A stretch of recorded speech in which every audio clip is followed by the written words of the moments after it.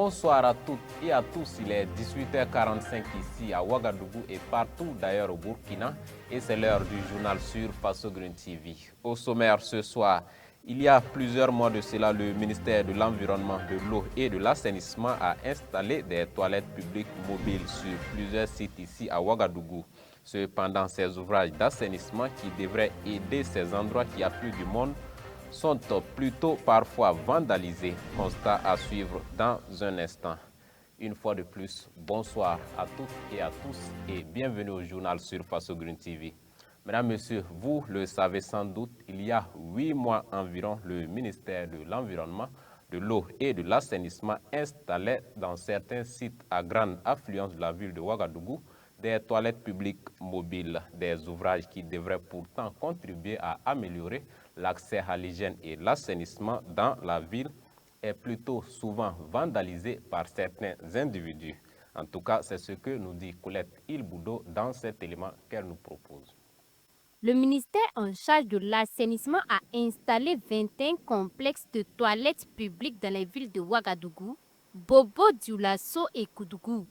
À Ouagadougou, 5 toilettes publiques et mobiles sont déjà opérationnelles depuis maintenant plusieurs mois. Se trouvant sur des sites à forte affluence, ces toilettes mobiles modernes viennent pour permettre aux usagers de faire leurs besoins en toute sécurité et dans la dignité. Si la mise en place des toilettes est bien appréciée par certains usagers, d'autres en revanche se plaignent du fait qu'elles soient payantes. Puisqu'on le fait à 50 francs, il y a des gens qui trouvent qu'ils ne peuvent pas boire l'eau à 25 pour venir se soulager à 50 francs. On a eu vraiment toutes sortes de paroles et jusqu'à présent, on a toujours des gens qui continuent de se soulager le long des murs, malgré qu'on ait mis des panneaux d'interdiction. Et il y en a même qui viennent, ils le font. Quand tu les interpelles, ils nous disent qu'ils sont venus faire ça sciemment. Étant donné que ce sont les toilettes mobiles publiques, les gens pensent que c'est gratuit. Donc la plupart viennent et ils ne veulent pas payer. Alors, si on refuse de payer, bon, on ne peut pas faire la bagarre, on les laisse partir. Bon, d'autres même, s'ils viennent même vous dire qu'ils n'ont pas l'argent, nous, dans notre truc social, on les laisse faire leurs besoins et puis partir. Mais d'autres même, ils ne cherchent même pas à venir, mais c'est juste à côté qu'ils vont parler se soulager bon, pour vraiment poisonner l'environnement. Les 25 francs et 50 francs CFA payés par les utilisateurs servent pour l'entretien des ouvrages. Il faudrait donc que chacun s'acquitte de ces sommes après utilisation de ces toilettes publiques, surtout quand on sait que le code de l'environnement prône le pollueur-payeur. L'autre difficulté à laquelle sont confrontés les gestionnaires de ces toilettes mobiles est le vandalisme. Certains individus de mauvaise foi s'adonnent à des actes de vandalisme en détruisant ces biens publics. C'est les plaques solaires qui viennent arracher, c'est les lumières. Bon, d'autres même, c'est des trucs pour faire du mal seulement. Voilà. Bon. Et donc, on est obligé de prendre les gardiens qui sont là. Il y a le côté sécuritaire aussi. Vous voyez, la zone, elle n'est pas trop sécurisée. On envisage même ouvrir la nuit, mais les conditions sécuritaires ne nous permettent pas. L'assainissement ne peut réussir sans la responsabilité de la population. Les gestionnaires de ces toilettes publiques interpelle le ministère en charge de l'assainissement et la municipalité de Ouagadougou. S'ils peuvent nous accompagner aussi, ne serait-ce que la sensibilisation à travers dans les télés, dans les radios, pour vraiment changer la mentalité des Burkinabés. Parce qu'on est habitué tellement à faire des trucs gratuitement et que ça fait que si on dit que c'est payant, ça devient autre chose. Mais s'ils sensibilisent au fur et à mesure, c'est vrai, ça ne va pas être sur le champ, mais une dans les 2 ans, peut-être avec cette sensibilisation, ça doit pouvoir vraiment aller. Des doléances qui ne sont pas tombées à l'oreille du sourd. Selon le directeur de la salubrité publique et de l'hygiène de la commune de Ouagadougou, Saïdou Nassouri, qui pense qu'au-delà même de la sensibilisation, il va falloir à un moment passer à la répression. Et puis, agriculture, le département dirigé par le commandant Ismaël Sombié travaille à faciliter davantage la tâche aux producteurs burkinabés à travers la subvention de plusieurs équipements agricoles. Pour plus d'efficacité dans cette subvention, la brigade de mécanisation agricole a été mise en place. Lors d'une rencontre récente avec la presse, le ministre d'État Ismaël Sombié a décliné les grandes missions de cette brigade. Kokou Mieso. Au Burkina Faso, la brigade de mécanisation agricole, supervisée par le ministère de l'Agriculture, opère dans plusieurs communes afin de fournir des tracteurs et d'autres équipements agricoles aux producteurs à des tarifs subventionnés voire gratuits. Ces brigades proposent des services agricoles tels que le labour à des prix fortement réduits, voire gratuitement, dans le but de faciliter l'accès à la mécanisation pour les petits producteurs. Tous ces tracteurs que vous voyez, à part ceux qui sont acquis par la Sonater, dans le cadre de ses prérogatives, parce que la Sonater est une société d'État qui a vocation à acquérir de l'équipement agricole et à le revendre à ceux qui en ont besoin, pour satisfaire bien sûr le besoin des particuliers, ça et là, qui ont les moyens et qui peuvent se doter de ces équipements-là. Acquérir ces équipements est effectivement possible, mais pour quelle finalité? Le commandant Ismaël Sombier déplore le comportement de certains acheteurs. Un Burkinabé prend un équipement qui lui est donné à prix subventionné pour aller ensuite faire des prestations à prix du marché. Vous imaginez un tracteur que tu devais payer à 18 millions, on te le vend à 9 millions et tu prends ce même tracteur, tu pars labourer le champ d'un autre Burkinabé à 50 000 francs l'hectare. Ce n'est pas acceptable. Voilà pourquoi nous avons décidé de mettre en place des brigades de mécanisation agricole qui sont des structures déconcentrées de l'État. Diverses mesures prises par le gouvernement témoignent d'un engagement fort dans ce domaine, tel que la distribution de tracteurs subventionnés et la formation de brigades locales chargées de gérer efficacement ces équipements. Le gouvernement a effectué d'importants investissements pour créer ces brigades et mettre en service des tracteurs dans le but principal d'augmenter la production agricole, diminuer la pénibilité du travail et encourager une agriculture moderne et performante. Il y a des mécanismes sur le terrain pour sélectionner les bénéficiaires, il y a des mécanismes pour faire la priorisation des interventions et c'est sur la base de ces mécanismes que nous intervenons.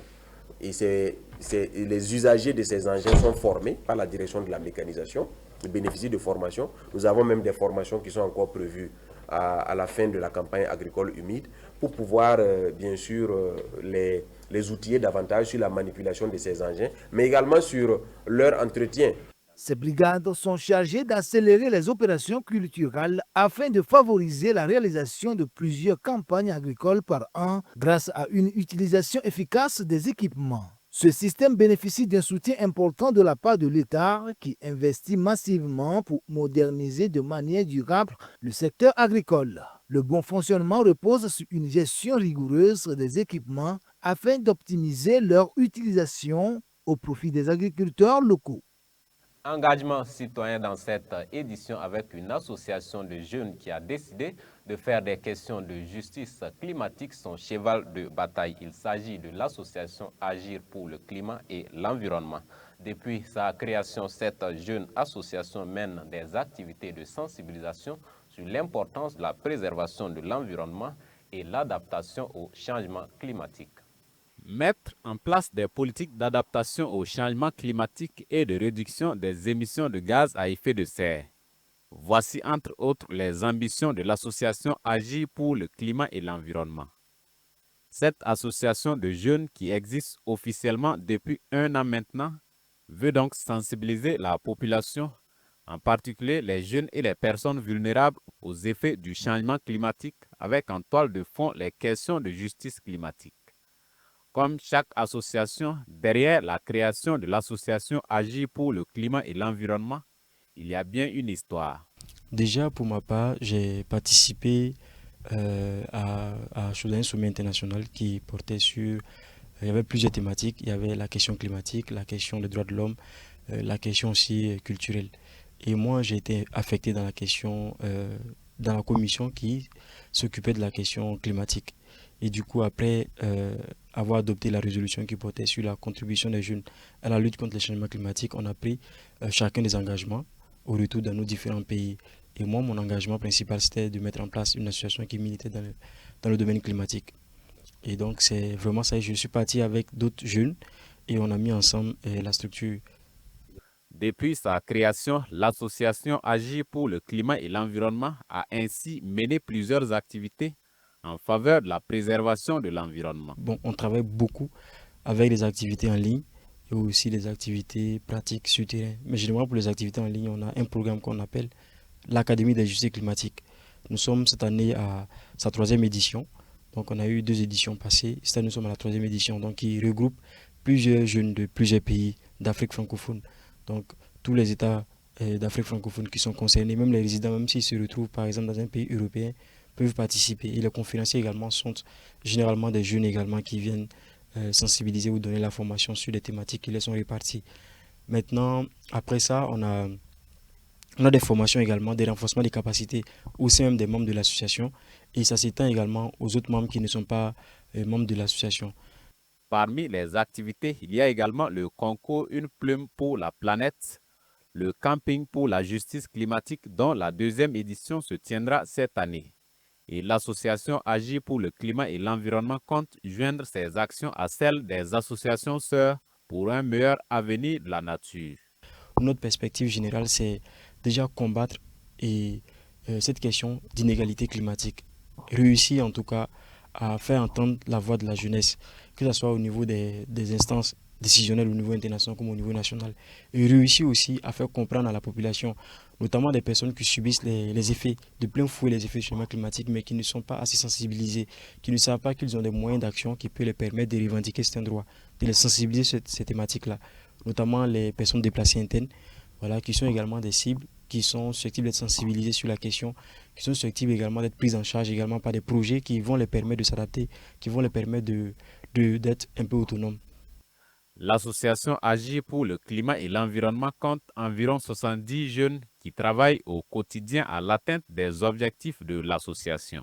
Actualité internationale pour refermer cette édition et elle nous conduit à la Corne de l'Afrique et plus précisément en Éthiopie pour parler de l'inauguration du barrage de la Renaissance considéré comme le plus grand du continent.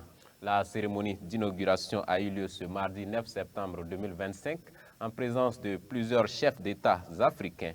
D'une capacité de production de 5000 MW, ce barrage vise à faire de l'Éthiopie le plus grand exportateur d'électricité en Afrique. Souleymane Ouedraogo, commentaire. C'est en présence d'une dizaine de chefs d'État à Addis Abeba que le très controversé barrage de la Renaissance a été inauguré ce mardi 9 septembre 2025. Ce barrage, construit par l'Éthiopie sur le Nil Bleu, vise à faire du pays le premier exportateur d'électricité en Afrique, alors qu'il suscite des inquiétudes de la part de l'Égypte et du Soudan. Selon les médias éthiopiens, la cérémonie intervient à un moment même où l'Égypte profère toujours des menaces de lancer une campagne diplomatique contre le pays, dénonçant ainsi une décision unilatérale d'Addis Abeba sur l'utilisation des eaux du Nil. Baptisé barrage de la Renaissance éthiopienne, c'est désormais la plus grande centrale hydroélectrique d'Afrique, avec un réservoir de 64 milliards de mètres cubes d'eau. Le projet, lancé en 2011 d'un coût global de réalisation estimé à plus de 5 milliards de dollars, vient comme un espoir pour les 135 millions d'habitants de l'Éthiopie. Un espoir d'être à l'abri des besoins énergétiques et d'augmenter les recettes en devises étrangères du pays. Pendant que l'Égypte craint une réduction considérable du débit d'eau dans leur pays, le dirigeant sud-soudanais présent à la cérémonie d'inauguration manifeste son intérêt pour l'importation de l'électricité en provenance de l'Éthiopie. Fin de cette édition. Merci à vous de l'avoir suivi. Excellente soirée à toutes et à tous. Au revoir.